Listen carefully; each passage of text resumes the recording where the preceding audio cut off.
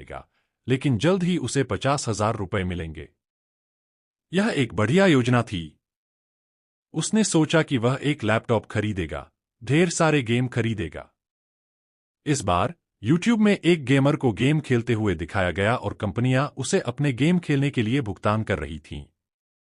लेकिन क्वालैंग नाम का यूट्यूबर काफी परेशान है, क्योंकि इस हफ्ते कोई नया गेम रिलीज नहीं हुआ और न ही उसे कोई पैसा मिला। फिर उन्होंने नए गेम की तलाश की और अचानक उन्हें लोनली डेजर्ट हाईवे नामक गेम मिला, जिसने पीक एक्ट बनाया। वह सोचता है, मुझे नहीं पता था कि गेम इतने सस्ते हो सकते हैं। गेम के विवरण में लिखा है, यह गेम खिलाड़ियों की जिंदगी बदल देगा। वह खेल शुरू करने का फैसला करता है, लेकिन 1 मिनट के भीतर ही उसे एहसास होता है कि यह सबसे खराब और उबाऊ खेल है। गेम के ग्राफिक्स, रेगिस्तान, ड्राइविंग नियंत्रण, सब कुछ भयानक है। वह सोचता रहा, यह गेम मुझे पागल बना रहा है। वह केवल 10 मिनट से खेल रहा था, लेकिन ऐसा लग रहा था जैसे वह घंटों से खेल रहा हो। हालांकि वह एक हार्डकोर गेमर है, लेकिन उसने पहले कभी इतना खराब गेम नहीं खेला है। धीरे धीरे उसके सिर में दर्द होने लगा। वह सोचता रहता है, मैं कौन हूं? मैं यहां क्या कर रहा हूं? यह गेम क्या चाहता है? उसे कुछ समझ नहीं आया। इस खेल का कोई उद्देश्य नहीं है, वह बस व्यर्थ गाड़ी चला रहा था। गेम बहुत खराब था, लेकिन फिर भी कुछ ऐसा था जिसने उसे गेम खेलना जारी रखा। एक लड़का एक गेम खेल रहा था और अचानक बोला, यह गेम बहुत उबाऊ है, बिल्कुल मेरी जिंदगी की तरह। धीरे धीरे उन्हें एहसास हुआ कि यह गेम उनकी जिंदगी को प्रतिबिंबित कर रहा है। उन्होंने गेम खेलना जारी रखा, लेकिन थोड़ी देर बाद थक गए और आराम करना चाहते थे। वह ब्रेक लेने के लिए पॉज बटन दबाने गया, लेकिन यह देखकर आश्चर्यचकित रह गया कि इस गेम में कोई पॉज बटन नहीं है। वह अविश्वसनीय रूप से हैरान था, क्योंकि सबसे खराब गेम में भी कम से कम रोकने का विकल्प होता है, लेकिन इस गेम में तो एक भी नहीं था। उसने सोचा, इस खेल में क्या खराबी है? वह कुर्सी से उठकर ट्रक की सीट पर बैठ गया और ट्रक चलाने लगा। आधे घंटे तक ट्रक चलाने के बाद अचानक उसकी स्क्रीन पर गेम ओवर दिखाया गया। वह हैरान था, क्योंकि इतनी देर तक दौड़ने के बाद उसे शून्य से शुरू करने के लिए कहा गया था।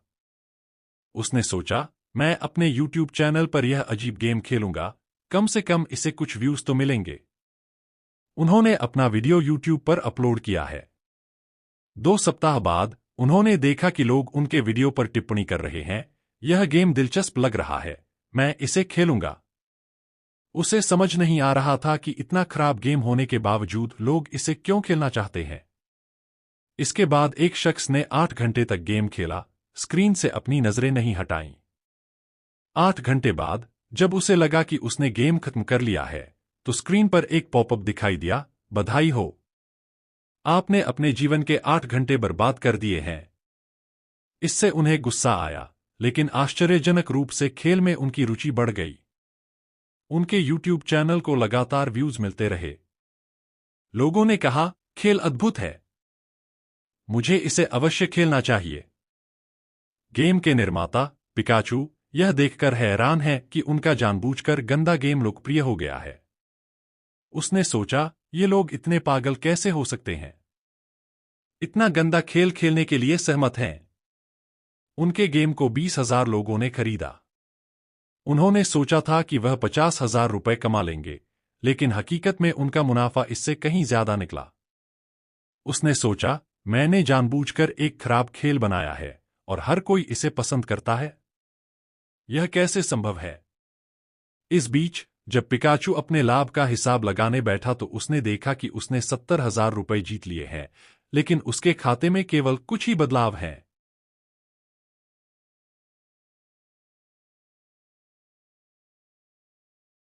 यह उसके लिए बहुत आसान हो सकता था, लेकिन उसकी योजना बुरी तरह विफल रही।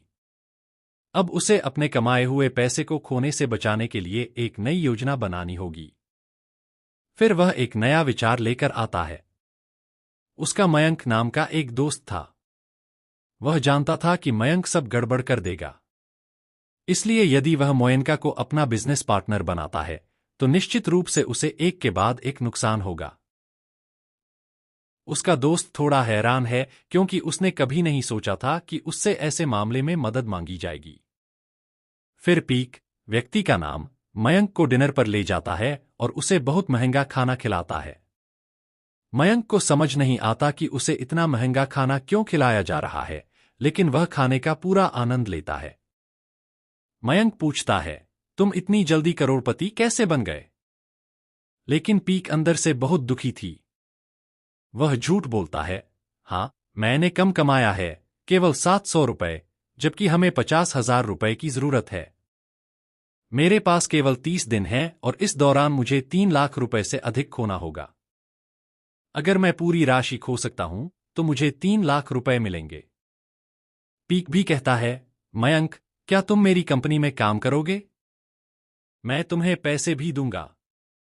मयंक आश्चर्यचकित हैं क्योंकि गेमिंग उद्योग को बहुत अधिक निवेश की आवश्यकता होती है, लेकिन अपेक्षित मुनाफा हासिल करना आमतौर पर बहुत मुश्किल होता है।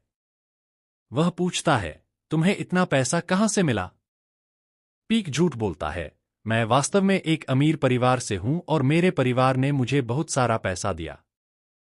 उसके दोस्त मयंक ने उसकी बातों पर विश्वास कर लिया, हालांकि पीक को खुद नहीं पता था कि उसका दोस्त इतनी आसानी से बेवकूफ बन जाएगा।